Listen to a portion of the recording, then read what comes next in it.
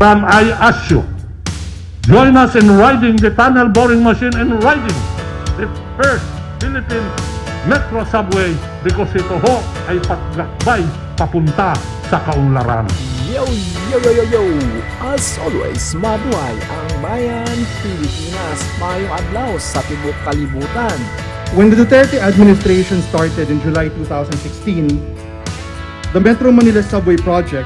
did not have a completed feasibility study. It did not have NEDA board approval. It did not have any financing. And it did not have any contract to speak of. Despite a subway having been first proposed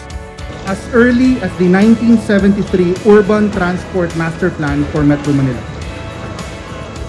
Remarkably, for almost 5 decades and 6 administrations, the dream of the Filipino people for a convenient, high-capacity, underground mass transport system that is on a par with the most progressive cities of the world remained the plan, remained the drawing, and remained all talk. It was not until the Build, Build, Build program of President Rodrigo Roa Duterte, under the strong-willed leadership of DOTR Secretary Artugade, that what has been elusive for so long is finally becoming a reality, with back-to-back milestones being realized in just the last 6 years. In September 2017, the 488.48 billion Metro Manila Subway project received investment approval from the NEDA board, paving the way to financing in the form of an official development assistance or ODA from the government of Japan, becoming available through a JICA loan agreement signed in March 2018. A few months later, in November 2018, the contract for the general consultant of the project was awarded to the OC Global Joint Venture. In 2019, the DOTR awarded the design and build civil works contract for the project's partial operability section to the Shimizu Fujita Takenaka EEI joint venture, which is what we will be seeing in today's inspection, starting in this 30-hectare depot.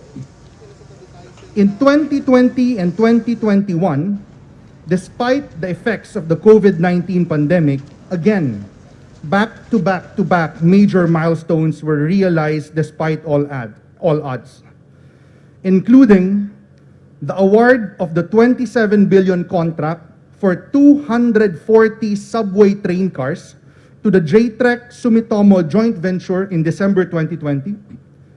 the award of the 66 billion contract for the subway's electromechanical systems to Mitsubishi Corporation in October 2021, the arrival of the subway's first 2 out of 25 tunnel boring machines in February 2021, the successful and no forced eviction of 183 informal settler families in coordination with the local government of Valenzuela City, the acquisition of 197,000 square meters of land and 585 structures from 324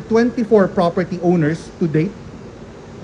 the ongoing manufacturing of precast concrete tunnel rings at our 7.5-hectare fabrication yard in Norzagaray, Bulacan, which to date has completed 576 out of 6,400 tunnel rings that will be used for the partial operability segment, all in all leading to an overall project completion rate of 30.55% for the Metro Manila Subway project as of February 2022.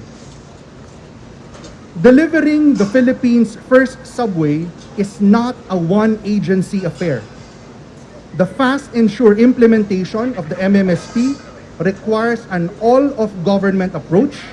and one of DOTR's most wide-ranging partnerships for the Metro Manila Subway project is the partnership with the Department of National Defense and the Armed Forces of the Philippines, whose most distinguished secretary, Secretary Delfin Lorenzana, is joining our inspection today. In December 2020, DND and DOTR signed a right-of-way usage agreement pursuant to which DND AFP is providing 50,000 square meters of its land for the subway's station works, an additional 60,000 square meters of land for interstation tunneling works, and an additional 55,000 square meters for temporary works. This is located at 5 DND AFP facilities, namely the AFP Medical Center, formerly known as the Viluna Hospital, Camp Aguinaldo, Fort Bonifacio, Villamor Air Base, and the Veterans Memorial Medical Center and Golf Course, which is part of our inspection today. This will be used for 5 subway stations: the North Avenue Station, the East Avenue Station, the Camp Aguinaldo Station, the Lawton Station, and the Senate DepEd Station.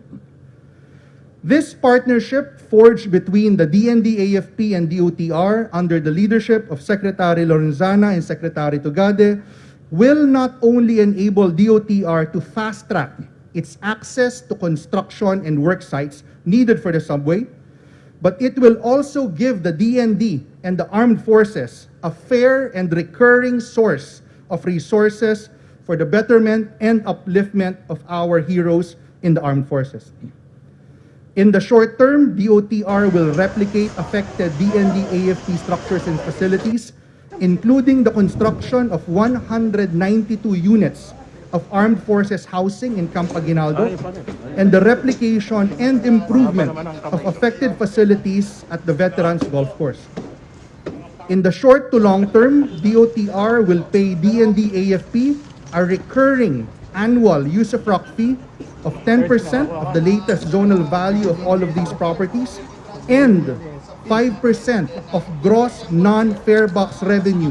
of the concerned subway stations upon start of operations, which are further to Secretary Tucade's direction to not only ensure that the subway is developed in a manner that maximizes connectivity to government properties, but para na din po masigurado na ang investment natin sa kauna-unahan nating subway ay may balik at pakinabang sa ating kasundaluhan. With today's inspection of the Metro Manila Subway Project, we are showing how decades of plan, decades of drawing, and decades of talk have changed to build. Following President Rodrigo Roa Duterte's promise to usher in the golden age of infrastructure and to deliver a more comfortable life to every Filipino. At sa mga bagong subscribers natin dyan, thank you! As always, mabuhay ang Bayan Pilipinas!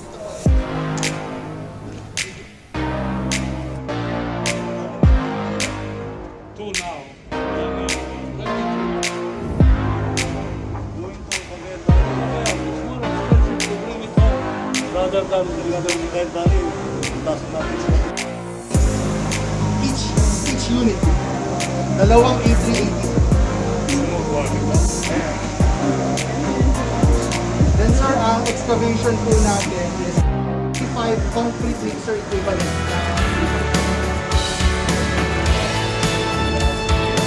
That's why